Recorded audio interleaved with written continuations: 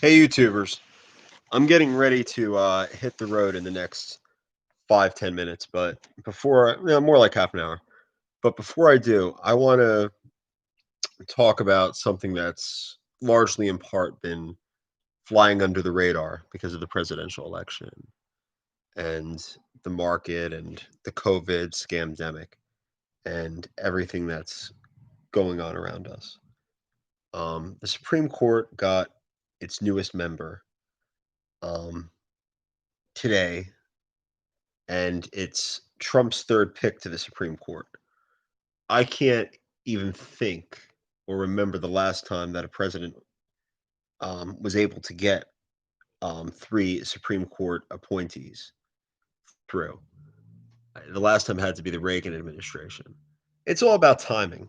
There are a lot of administrations, and not a lot. There's two where a president either only got one pick to the court or got no appointees to the Supreme Court.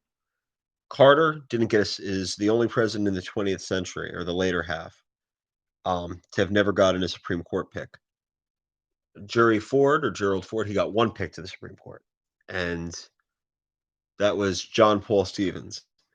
But what you're seeing is with each one of Trump's appointees, it's interesting because he's pushing the line a little bit further. He picked Gorsuch first in 2017 because I remember I was still working at Orlando Legal Aid, and we were talking about it. He was considered right wing back then. But if you look at Neil Gorsuch in comparison with people like um, Kavanaugh and the latest gem that they nominated to the court, Amy Comey Barrett, Gorsuch is a moderate. Okay. He is really turning into the swing vote on the court. A lot of things that are a lot of issues that the conservatives thought he'd be a reliable vote on, he's turning out to be a swing vote. And the reason for that, folks, is I love when people say, oh, well, this is a liberal judge. Oh, that's a conservative judge. That's horseshit. Okay. What it comes down to is different judges adhere to different schools of ideology. You have textualist judges and purposivist judges. If you want a judge to obey the letter of the law, you want a conservative judge or a quote unquote conservative judge, a textualist, somebody that's going to say, regardless if I like it or not, this is what the law says, this is what it means. It's going to lead to disastrous outcomes, but the law is the law. And I like that approach. Am I comfortable with word games, as some people would call it, leading to disasters? Hell no. Hell no. But I'll tell you this much. I would sooner have the poor wording of a law lead to a disastrous outcome than have a judge legislate from the bench. And that's what a purposivist or a liberal-minded judge will do. They'll be looking to expand the meaning of the law. They'll be looking to stretch the wording past its comprehension to try and reach a certain outcome. And that's dangerous. That's dangerous, folks, because in America, well, on the federal level and in a lot of states, New Jersey included, we don't elect judges. They come down from the Capitol. Okay. And you encounter problems with an unelected judiciary when you have judges legislating from the bench. Their sole function is to interpret and apply. That's it. You're unhappy with the law, you call your representative in the Capitol and you bitch to them. Maybe they do something depending on how much money and clout you have, or maybe they tell you to go take a hike, a long walk off a short bridge. Um, Amy Comey Barrett is, I'm not going to say aloof, but she's somebody that if you would have looked at her 10 or 15 years ago and said, even a conservative president's going to put her on the bench, that's how far right we're talking here, folks. Things like abortion or a woman's right to choose are going to be the major issues where she's not the swing vote, but she's going to write the majority opinion, and that's dangerous. That's dangerous because what's going to happen is that's going to spill over um, ultimately into the collapse or the demise of individual rights. Your First Amendment's going to be the next thing on the chopping block.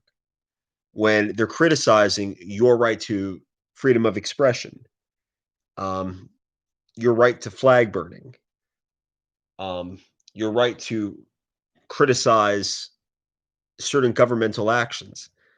The cornerstone of the Bill of Rights, I feel, is in jeopardy with the court that is shifted so far right.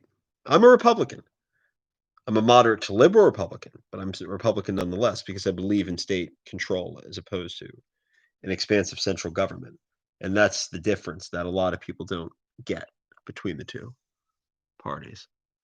But, I was looking at her. At first, I didn't think that she was very well qualified. She's pretty well qualified. What's interesting too is Amy Barrett's the first non-Ivy League nominee to the court since the last 40 or 50 years. They all came from a very homogenous background. They all usually went to an Ivy League undergraduate college. Then they either went to Harvard or Yale Law, were on the law review. Then they'd clerk at a court of appeals in the Supreme Court. Their careers were basically assembly lines. You look at the track records of justices like Stephen Breyer or Anthony Kennedy, and more or less they had the same backgrounds. They ran in the same circles. A lot of them, I think the class of 1962 of Harvard Law produced 3 or 4 justices, members of the court out of 9. So that should tell you something. She is not unqualified, but it's scary. The types of decisions that are going to come down and the real world impact that those decisions are going to have. This definitely marks a shift from the center right to the far right. Hi, Hiram. How's your night going? Does that include Robert Bonner? It does. It does. It absolutely does include Robert Bonner, Hiram. But I've been giving that a great deal of thought about what her appointment's going to mean. I didn't think that they'd be able to get her through the Senate as swiftly as they did. I mean, you look at her confirmation as opposed to Neil Gorsuch's or especially Brett Kavanaugh's. They got Kavanaugh through with 50 votes, which I didn't even think they could do because that's not a majority even. So basically, there were 49 senators that voted in favor. There were 48 that voted against, and the tie, even though there wasn't even a tie because no quorum was reached, the vice president was able to exercise his vote under Senate rules. How that works, don't ask me, but that's how they put Kavanaugh on the court. Do I think that Amy Barrett is Ruth Ginsburg's intellectual equal? I'm going to keep my mouth shut on that. I normally don't do that, but I'm going to bite my tongue on that question. I don't know how I feel about that. I will tell you what, if Trump gets reelected, he may be able to replace the entire, or be able to get another 6 appointments. I mean, no president has done that since easily FDR in the 40s. Being able to replace not replace, I want to be careful with my wording. Being able to reappoint 2/3 of the court, it's unheard of since the 40s. 6 out of 9 members Trump is going to be able to name. Ugh.